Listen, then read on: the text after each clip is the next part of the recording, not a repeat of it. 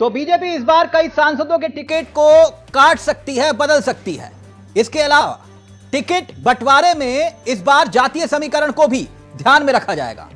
मगर वो कौन से चेहरे होंगे जिनके विकेट गिरेंगे और वो कौन से चेहरे होंगे जिनकी सांसद की सीट खतरे में आ गई है, आज बात करेंगे। दिखाएंगे आपको उत्तर प्रदेश की सियासत का एक दिलचस्प समीकरण। वैसे भी दिल्ली के सिंहासन पर आसीन होने के लिए महासंग्राम का शंखनाद बस कुछ ही दिनों के बाद बजने वाला है, जिसको लेकर सभी दलों ने अपनी अपनी तैयारी तेज कर दी है।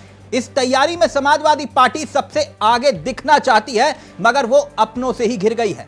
पहले जयंत पलटे, फिर स्वामी ने बगावत कर दी और अब राज्यसभा चुनाव में पल्लवी पटेल ने भी बगावत के सुर अलाप दिए। वैसे इन सब के बीच समाजवादी पार्टी की तरफ से कुछ सीटों पर अपने रणबांकुरों का ऐलान किया जा चुका है। समाजवादी पार्टी की पहली लिस्ट जारी होने के बाद अब बीजेपी भी अपनी तैयारी को पुख्ता करना चाह रही है और उत्तर प्रदेश में अंतिम रूप लिस्ट को लेकर, पहली लिस्ट को लेकर बना चुकी है। उत्तर प्रदेश में मिशन अफ्फी का लक्ष्य हासिल करने के लिए भारतीय जनता पार्टी ने फुल प्रूफ तैयारी की है। पश्चिमी उत्तर प्रदेश से लेकर पूर्वांचल तक ऐसी रणनीति तय की है कि विपक्षी दलों में खलबली मच गई है। इसी रणनीति के तहत पहले अयोध्या में राम मंदिर, फिर चौधरी चरण सिंह को भारत रत्न और अब तैयारी है जयंत चौधरी को एनडीए गठबंधन में शामिल करने की। बताते चले कि इससे पहले ओम प्रकाश राजभर को एनडीए गठबंधन में शामिल करके भारतीय जनता पार्टी ने विरोधी दलों को तगड़ा झटका दिया था। अखिलेश यादव को लगातार झटके पर झटके लगते जा रहे हैं। पहले ओम प्रकाश राजभर और अब जयंत चौधरी के जाने के बाद समाजवादी पार्टी पर एक गहरा संकट, करारा झटका लगा है समाजवादी पार्टी को। और रही बात करें इंडिया गठबंधन की, तो कांग्रेस पार्टी भी अभी उबर नहीं पा रही है।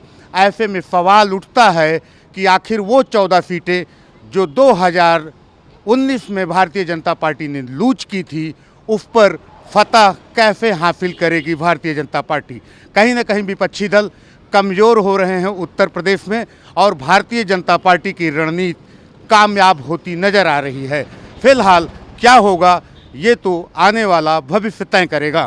दरअसल 17 और 18 फरवरी को दिल्ली में बीजेपी की राष्ट्रीय अधिवेशन होने जा रहा है और इसी अधिवेशन के बाद दिल्ली में प्रत्याशियों की पहली लिस्ट जारी की जा सकती है। इस लिस्ट में सबसे पहले उन 14 सीटों का जिक्र होगा जहां अभी बीजेपी के सांसद नहीं हैं। ऐसे में कई तरह के सवाल उठ रहे हैं। सवाल ये कि क्या 2019 के चुनावी दंगल में जहां बीजेपी हार गई थी, वहां क्या इस बार 24 के रण में बीजेपी उन प्रत्याशियों को दोबारा मौका देगी या फिर इस बार कोई फेरबदल किया जाएगा? इसका जवाब तो आने वाले वक्त में मिलेगा, लेकिन उससे पहले चलिए हम आपको उत्तर प्रदेश की सरजमीन पर लेकर चलते हैं और उन 14 सीटों के बारे में बताते हैं जहां बीजेपी हार गई थी।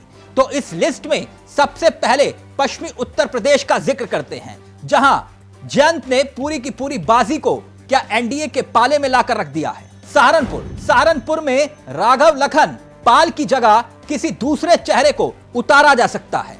स्वामी दीपांकर भी इस सीट से टिकट का जोर लगा रहे हैं। बात बिजनौर की करते हैं। बिजनौर में कुंवर भातेंद्र सिंह की जगह किसी दूसरे चेहरे को चुनावी रण में बीजेपी उतार सकती है।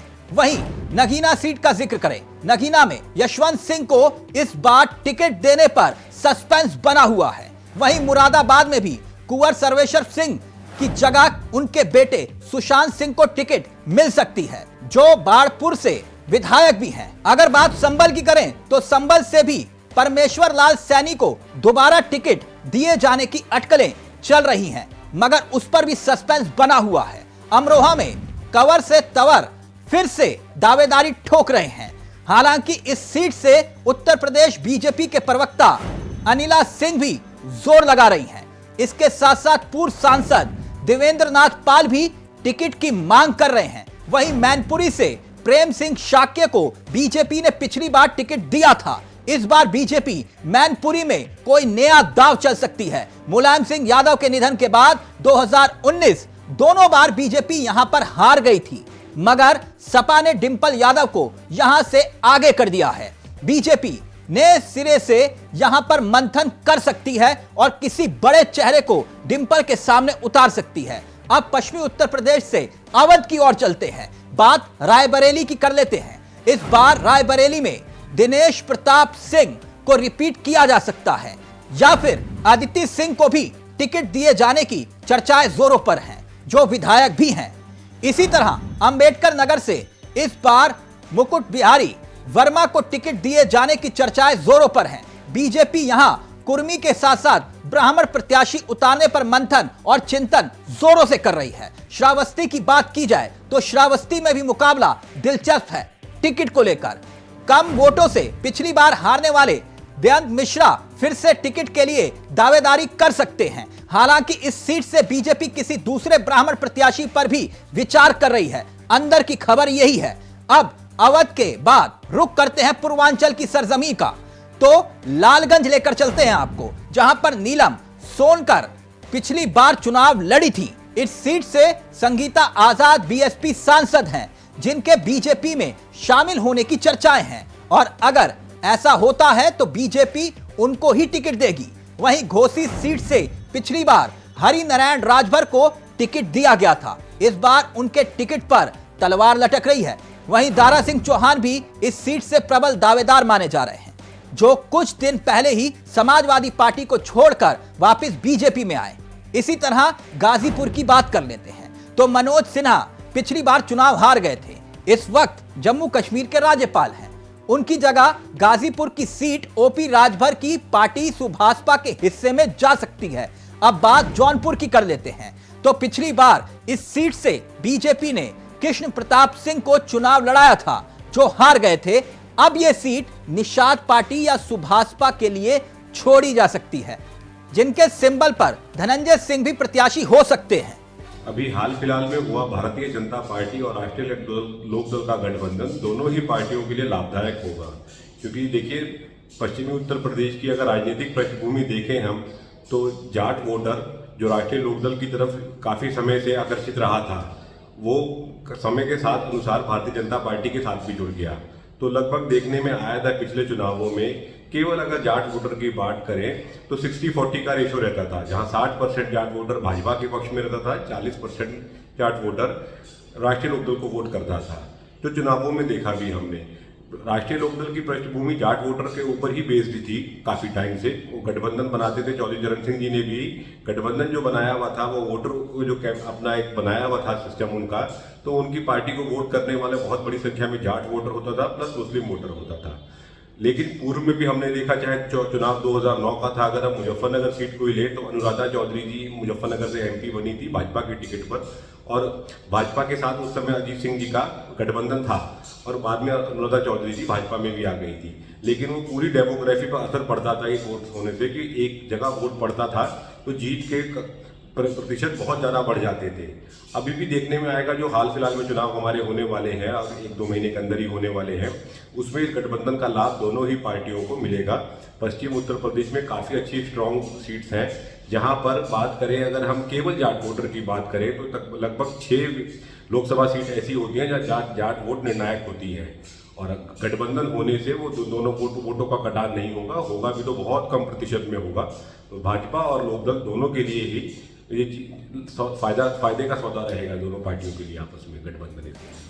वहीं बीजेपी पिछली बार 2019 के चुनावी रण में शिकस्त खाए सांसदों को इस बार चुनावी दंगल में बदलने पर विचार कर रही है। विचार इस बार इस बात पर भी मंथन कर रही है उन सांसदों की जगह किसी दूसरे को चुनावी रण में मौका दिया जाए। एक तरफ दिल्ली के दंगल के लिए जहां बीजेपी हारी हुई सीटों पर मंथन कर रही है, तो दूसरी तरफ नए चेहरों को मौका दिए जाने पर विचार भी किया जा रहा है। अंदर की खबर यह कि इस बार उन सीटों पर भी बीजेपी की नजर है जहां पर जीत और हार का मार्जिन बहुत कम था। बीजेपी मौजूदा सांसदों के टिकट काटने पर मंथन भी कर रही है और इसी कड़ी में सबसे पहले पश्चिमी उत्तर प्रदेश की बात कर लेते हैं। पश्चिमी उत्तर प्रदेश लोकसभा चुनाव की 27 सीटें यहां पर आती हैं और 2019 के चुनावी संग्राम में बीजेपी को 19 सीटें मिली थी, 19 सीटें, जबकि समाजवादी पार्टी और बीएसपी दोनों ने गठबंधन करके 4-4 सीटों पर जीत हासिल की थी। अब अंदर की खबर यह है कि बीजेपी यहां पर बड़ी संख्या में सांसदों के टिकट काट सकती है। खबरों में दम हुआ तो पश्चिमी उत्तर प्रदेश में बीजेपी के 7 सांसदों के टिकट पर तलवार लटक सकती है। 7 सांसद। वैसे भी जयंत चौधरी के एनडीए में हिस्सा बनने के बाद कई सांसदों के दिलों की धड़कन बढ़ गई है। टिकट पर तलवार लटकी है क्योंकि आरएलडी के कोटा अगर बढ़ाया गया तो फिर कईयों की टिकट कटना तय है। वैसे अंदर की खबर यह है कि 7 सांसदों के टिकट पर खतरा मंडरा रहा है। दरअसल 2022 में हुए चुनाव के नतीजों ने इस इलाके में बीजेपी की टेंशन बढ़ा दी। समाजवादी पार्टी और आरएलडी के गठबंधन बीजेपी के लिए सियासी टेंशन बना हुआ था, मगर अब जयंत का बीजेपी के साथ आना और चौधरी चरण सिंह को भारत रत्न दिया जाना बीजेपी ने एक तीर से कई निशाने साधने की कोशिश कर दी। ऐसे में बीजेपी यहां नए सिरे से मंथन शुरू कर चुकी है। अब सवाल यह कि किन किन सीटों पर नए प्रत्याशी उतारे जाएंगे, इस पर भी चर्चाएं चल रही है। उदाहरण के तौर पर गाजियाबाद की सीट इस वक्त केंद्रीय मंत्री जनरल वीके सिंह के पास है।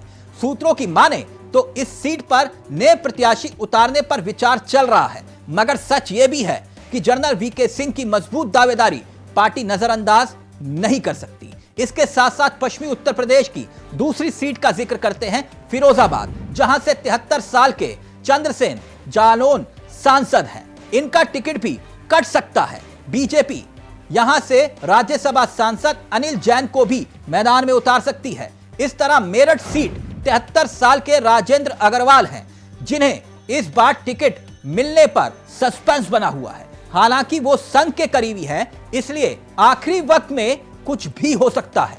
वहीं इस सीट से संगीत सोम भी टिकट की डिमांड कर रहे हैं। वहीं पश्चिमी उत्तर प्रदेश के बदायूं सीट को लेकर भी सस्पेंस बना हुआ है। इस सीट से स्वामी प्रसाद मौर्य की बेटी संघमित्रा मौर्य सांसद हैं। अगर वो इस बार बागी हुई तो उन्हें बदला जा सकता है।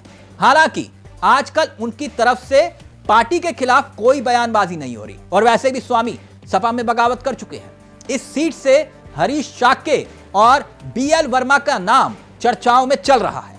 पश्चिमी उत्तर प्रदेश की हाथरस भी एक ऐसी सीट है जहां से राजवीर दिलेर सांसद हैं और इस बार उनके टिकट पर भी ग्रहण लग सकता है। चर्चा यह है कि बीजेपी इस बार मथुरा से हेमा मालिनी को भी टिकट नहीं देने जा रही। यह सीट आरएलडी के खाते में जा सकती है।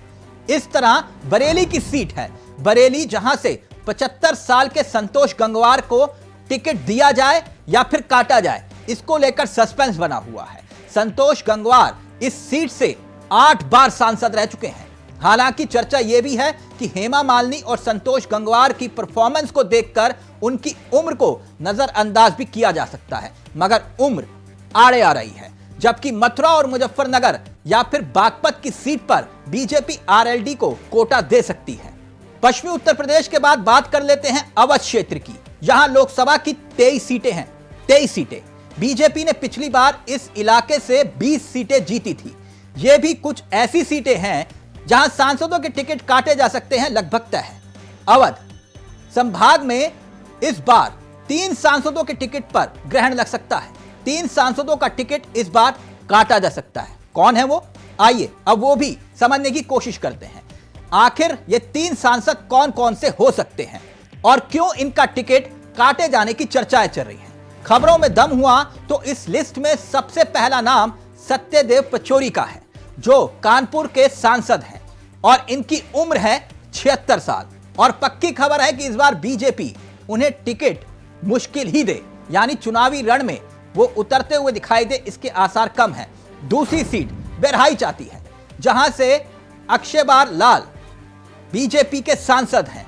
इनकी उम्र भी 77 साल है और इनको लेकर भी पक्की खबर है कि इस बार इनको लोकसभा का टिकट नहीं दिया जाएगा। इस सीट से विधायक सरोज सोनकर को चुनाव लड़वाया जा सकता है।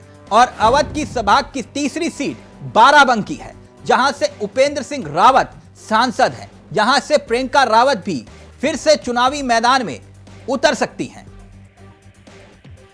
जो कि 2014 में इसी सीट से चुनाव लड़ी थी और जीती भी थी। या फिर अंतिम समय में उपेंद्र सिंह रावत के नाम पर भी मोहर लग सकती है। इसकी संभावनाएं भी जताई जा रही हैं। अवध के बाद रुख कर लेते हैं पूर्वांचल का।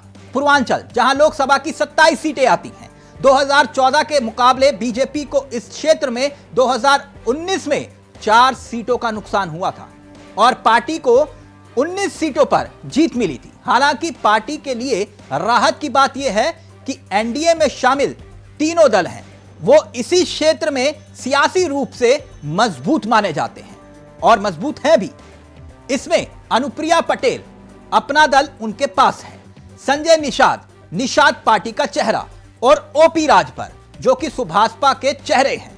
अब बीजेपी यहां ज्यादा से ज्यादा सीटें जीतने की तैयारी कर चुकी है। खबर यह है कि पूर्वांचल में 4 सांसदों के टिकट पर खतरा मंडरा रहा है, जिसे बीजेपी इस बार फैसला लेने से हिचकिचाएगी नहीं, जिसमें सबसे पहला नाम आता है प्रयागराज की सांसद रीता बहुगुणा जोशी का, जो 74 साल की हैं। वहीं मछली शहर से बीपी सरोज का टिकट भी काटा जा सकता है। चर्चा है कि कौशाम्बी सीट से मौजूदा सांसद विनोद सोनकर को इस सीट पर लाकर चुनाव लड़ाया जा सकता है, यानी उनकी सीट बदली जा सकती है। भदोई का जिक्र करें तो रमेश चंद्र बिंद बीजेपी की टिकट पर 2019 में चुनाव जीते थे।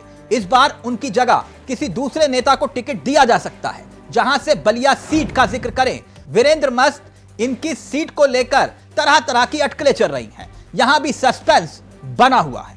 3 क्षेत्रों के बाद अब रुख करते हैं बुंदेलखंड का, जहां पर बीजेपी सांसदों की सीटों पर तलवार चल सकती है। इसकी खबर पुख्ता है। बुंदेलखंड में बड़ा उलटफेर देखने को मिल सकता है। दरअसल बुंदेलखंड में लोकसभा की 4 सीटें आती हैं। खबर यह है कि इन चारों सीटों पर बीजेपी अपने मौजूदा चारों सांसदों को दोबारा टिकट देने पर विचार कर सकती है, यानी खतरा है। ऐसे में चुनावी महासंग्राम अब बेहद दिलचस्प होने वाला है। तो मोदी सरकार पार्ट 2 में बीजेपी के कई सांसद विवादों में रहे, जिसमें सबसे बड़ा नाम रहा केसरगंज से सांसद बृजभूषण शरण सिंह का, और इनके बाद चर्चाओं में और विवादों में रहे खिरी से सांसद और केंद्रीय मंत्री अजय मिश्र टैनी। अब सूत्रों की माने तो बीजेपी बृजभूषण शरण सिंह को फिर से टिकट देने की तैयारी में है। वहीं अजय मिश्र टैनी को लेकर भी खबर यही है कि बीजेपी मन बना चुकी है कि टिकट देना है। अब यह खबर अंदर की है। इसके अलावा बीजेपी के कई सांसद ऐसे हैं जो 70 साल के हो चुके हैं, लेकिन बीजेपी फिर भी उनको मौका दे सकती है। इस लिस्ट में कौन है, अब वो भी देखिए। अयोध्या से सांसद लल्लू सिंह, बीजेपी फिर से इन्हें टिकट दे सकती है। दूसरा नाम आता है देवरिया से रमापति राम को फिर से टिकट मुमकिन है। सलेमपुर से रविंद्र कुशवाहा को भी फिर से टिकट मिल सकता है। इसके बाद अकबरपुर रुक करते हैं, जहां पर भोले सिंह को भी टिकट मिलना लगभग तय माना जा रहा है। कई ऐसे चेहरे हैं जिनका टिकट कटेगा, लेकिन कईयों का टिकट बचेगा भी। कई लोगों का यह कहना है कि इन नेताओं के टिकट पर बीजेपी तलवार चला सकती है, लेकिन इंडिया वॉइस के पास पक्की खबर यह है कि इनको पार्टी दोबारा टिकट दे सकती है। यानी जिन सांसदों के टिकट पर बीजेपी ग्रहण लगाने का विचार कर रही है, ये नेता उस लिस्ट से बाहर हो सकते हैं। इसमें कई नेताओं की उम्र भले ही 70 साल के आसपास की हो, लेकिन इनके मामले में पार्टी रियायत दे सकती है। हालांकि इस लिस्ट में आने वाले कई सांसद ऐसे भी हैं जिनका टिकट कट सकता है। दिल्ली के दंगल में यूपी के सियासी रण में बीजेपी के 2 सांसद ऐसे हैं जिन पर हर किसी की नजर होगी। इसमें पीलीभीत से सांसद वरुण गांधी और दूसरा नाम है सुल्तानपुर से सांसद मेनका गांधी का, यानी कि मां और बेटा। अब इनकी खबर यह है कि दोनों को लेकर पार्टी ने अंतिम फैसला आलाकमान पे छोड़ा है। संगठन के स्तर पर कोई फैसला नहीं होगा, यानी आलाकमान इनका टिकट तय करेगा या काटेगा। मगर टिकट काटे जाने की खबरें ज्यादा हैं, क्योंकि वरुण गांधी की बगावती तेवर अगर बीजेपी को हल्कान में लेकर आती है तो बीजेपी टिकट काट सकती है। वैसे आलाकमान ही तय करेगा। बीजेपी अगर यूपी में अपने सांसदों के टिकट पर तलवार चलाएगी तो इसके पीछे कई वजह हैं। दरअसल हाल ही में यूपी में जब विधानसभा के चुनाव हुए तो पार्टी ने परफॉर्मेंस उस तरह से नहीं दी, जिन्होंने सांसदों ने उस पर हाई कमान की ज्यादा निगाहें। ऐसे में अब लोकसभा चुनाव में टिकट बांटने के वक्त इस वजह का भी, यानी कि खराब परफॉर्मेंस और बेहतर परफॉर्मेंस, स्ट्राइक रेट, जिस पर बीजेपी ज्यादा जोर देती है, उनसे सांसदों की किस्मत तय होगी, यानी टिकट बचेगा या फिर कटेगा। फिलहाल इंडिया वॉइस में मेरे साथ इतना ही। फिर हाजिर होंगे ऐसी दिलचस्प खबरें लेकर, यानी कि अंदर की खबर, इनसाइड स्टोरी। नमस्कार, जय हिंद, जय भारत।